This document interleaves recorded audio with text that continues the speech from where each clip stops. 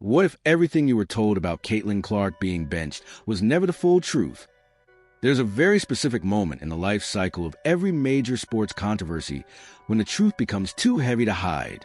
For weeks, the basketball establishment has been engaged in a highly coordinated and incredibly frustrating campaign of gaslighting. They look fans and analysts straight in the eyes and try to convince the entire world that keeping Caitlin Clark on the bench was a brilliant, necessary, and highly sophisticated tactical strategy. They talked about veteran leadership, paying dues, and the complex, unwritten rules of Team USA. But the entire time, anyone with basic understanding of modern basketball could see it for what it really was: an absolute farce, a mistake, and a staggering miscalculation of talent. Now, we finally reached the breaking point. After Team USA's dominant 101-46 blowout win over New Zealand, interim head coach Nate Tibbetts stepped up to the podium. While he tried to dress his words in typical coach speak and protect the egos of established veterans, if you listen closely, what he said comes across as the closest thing to a formal admission of guilt you'll ever hear from a national team coach. When you strip away the political correctness and carefully analyze both his comments and the official box score, it becomes clear that the coaching staff is now dealing with the consequences of their own decisions. This situation highlights a bigger truth. Caitlin Clark isn't just a player who deserves minutes. She is a foundational piece this roster should be built around. When she finally got the starting nod, there was a sense of relief across the basketball world. However, the opening moment of the game against New Zealand weren't perfect. The offense looked slightly disjointed and hesitant, more like a group still trying to find its rhythm than a polished unit. And when Tibbetts addressed that early sluggishness after the game, it only added another layer to a controversy that is quickly becoming impossible to ignore. I think early game, back-to-back, quick turnaround. We weren't great in the first quarter, and I thought the last three quarters we really stepped up, competed. I thought our second group came in and really set the tone. Listen closely to the phrasing. We weren't great in the first quarter. I thought our second group came in and really set the tone. The mainstream media and clickbait creators immediately jumped on that quote and tried to spin it as an indictment of Caitlin Clark. They pushed the narrative that the coach was subtly blaming her for a disappointing first start. But if you actually understand the X's and O's of basketball, a completely different reality emerges. Nate Tibbetts wasn't throwing Caitlin Clark on the bus. He was, whether intentionally or not, exposing flaws in his own line of construction. What he revealed was a fundamental mistake in how the team's personnel was being used. When you finally make a decision to start one of the most explosive, high-octane, pace-pushing point guards in the game, you don't pair her with another ball-dominant, slow-tempo floor general. Yet that's exactly what Team USA did by putting Caitlin Clark alongside Chelsea Gray. Gray is a legend and an elite player in her own right, but her style is completely different. She thrives in a controlled half-court system, carefully reading defenses and dictating tempo. Clark, on the other hand, is built for speed. She pushes in transition, stretches defenses from deep, and plays at a relentless pace. When those two styles share the floor, it creates a clear tactical contradiction. It's like putting a Ferrari behind a tractor on a one-lane road. Clark wants to push the tempo the moment the ball hits the rim, but the system and the hierarchy forces her to slow down and defer. That hesitation disrupts everything. The spacing tightens, the rhythm disappears, and the opposing defense, which should be under constant pressure, is instead allowed to settle comfortably into the half court. So when Tibbetts says the first group didn't set the tone, he's not wrong. But the issue wasn't a lack of talent. It was a lack of cohesion.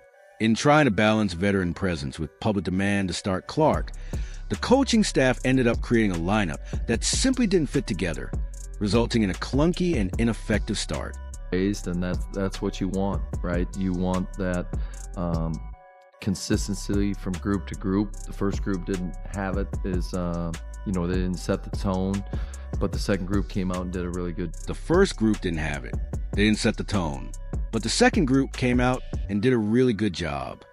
That statement sounds simple on the surface, but when you break it down, it tells a much deeper story. Let's actually analyze this so-called second group that came in and supposedly saved the game. This bench unit featured players like Ryan Howard and Angel Reese, both incredibly talented, no doubt. Howard caught fire, dropping 18 points while shooting an efficient 6 for 10 from beyond the arc, and Reese immediately made her presence felt on the glass, dominating rebounds and bringing energy. But the real question is this: why do they look so good? Did they suddenly unlock some revolutionary offensive system? Of course not. The reality is much more subtle and much more revealing. That second unit thrived because the starting group, despite its awkward spacing and clunky execution, had already done the hard work of wearing down the New Zealand defense. For several minutes, the starters forced the opposition to chase, rotate, and fight through constant pressure. Even in a slower, more methodical system that doesn't fully maximize her strengths, Caitlin Clark's presence alone changes everything. She pulls defenders toward her like a gravitational force, demanding constant attention. On nearly every possession, she's dragging multiple defenders, forcing opposing guards to fight through screens, make quick decisions, and stay locked in mentally. That kind of pressure adds up. It drains energy. It breaks focus, so by the time the second unit stepped onto court, they weren't facing a fresh, organized defense. They were facing a unit that was already exhausted, already stretched thin, already struggling to keep up. And to their credit, the bench players capitalized perfectly on that advantage. They played with confidence, knocked down shots, and pushed the momentum even further. But here's the key point. This isn't some mystery or coincidence. It's a basic principle of basketball. The groundwork laid by the starters often creates the opportunities the bench exploits. And deep down, the coaching staff knows this, which makes what happened next in that press conference even more telling. Because when Tibbetts was directly questioned about the disjointed offense, it exposed a level of internal confusion that's becoming harder and harder to ignore. Tournament and just talking to Kara and our coaching staff is it's not always easy for players to get into a rhythm when the coaches are messing with the lineups, and part of that is just seeing. It's not always easy for players to get into a rhythm when the coaches are messing with the lineups. Part of that is just seeing who works well together and who doesn't. And just like that, the truth slips out, right there, from the interim head coach himself, messing with the lineups. That's not just a casual phrase, that's an admission. That's the core mistake being exposed in real time. This isn't preseason experimentation. This is Team USA, preparing for major international competition. And yet the coaching staff is openly admitting they're treating rotations like a trial and error experiment. When you have a generational talent like Caitlin Clark on your roster, you don't mess around to figure things out. You don't treat her like just another interchangeable piece. You build the system around her, completely and unapologetically. You identify the 4 players who best complement her pace, her spacing, and her vision, and you lock that in. The real issue was never whether Caitlin Clark was ready to start.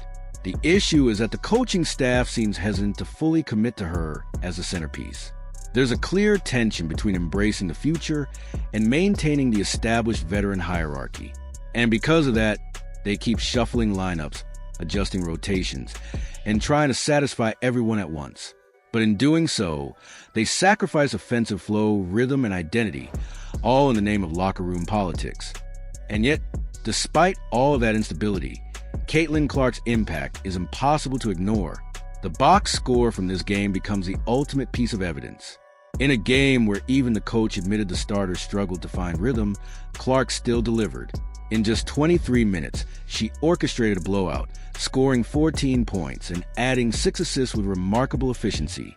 She went a perfect 4 for 4 from inside the arc, showing clear growth in her ability to adapt when defenses take away the three-point shot. Instead of forcing bad looks, she adjusted. She attacked the paint, used sharp footwork, and consistently converted mid-range shots and floaters. That's the evolution of her game on full display. She's no longer just a deep-range threat. She's becoming a true 3-level scorer. And if you want the clearest measure of her overall impact, you look at the plus-minus.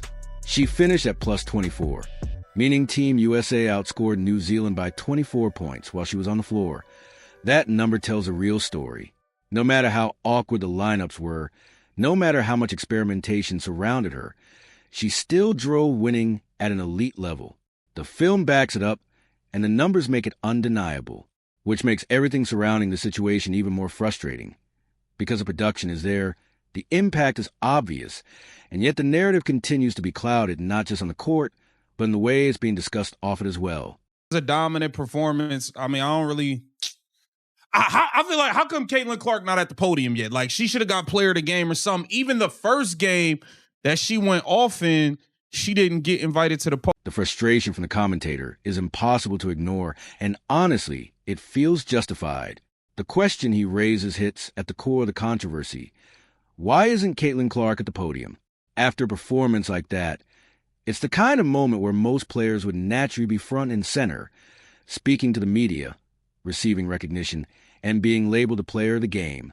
Instead, she's nowhere to be seen, and that absence starts to look less like coincidence and more like a pattern. Because this isn't the first time. When Caitlin Clark came off the bench and delivered a dominant double-double performance, she still wasn't brought out to address the media. Now, even after putting up 14 points,